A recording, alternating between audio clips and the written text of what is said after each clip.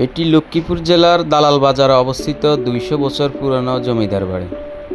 ১৯৫০ সালে অ্যাডভোকেট শেরেবাংলা একে ফজলুল হক যখন ভূমিমন্ত্রী হন, তিনি এসিটি অ্যাক্টের মাধ্যমে জমিদারি প্রথা বিলুপ্ত করেন। তারপর থেকে এখানকার জমিদার তার জমি জামা এই প্রাসাদ রেখে অন্যত্র চলে যান। সেই থেকে অযত্নে অবহেলায় প্রায় ৭০ বছরে ভবনটি আজকে এই পর্যায়ে এসে উপনীত হয়েছে। আজ জমিদারি নেই, জমিদার নেই, কিন্তু তাদের ভবনটি এভাবে পড়ে আছে।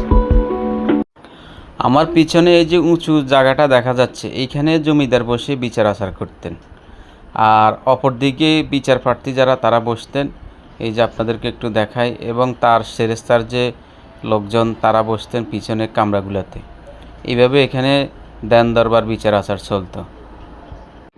দরবার থেকে ডান দিকের এই গেট দিয়ে বের হলে সামনে যে একটি গেট দেখা যাচ্ছে, মূলত এই গেটের ভিতরে ছিল জমিদার এবং তার পরিবার পরিজনের থাকার যে ভবনগুলো।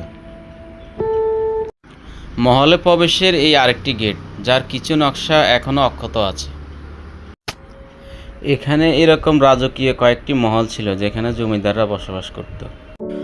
আজ জমিদারদের ভবনগুলো এভাবে জীর্ণ অবস্থায় পড়ে আছে। নেই তাদের জমিদারি, নেই ক্ষমতা। ক্ষমতাবানদের এখান থেকে শিক্ষা গ্রহণ করা উচিত যে ক্ষমতা চিরস্থায়ী নয়।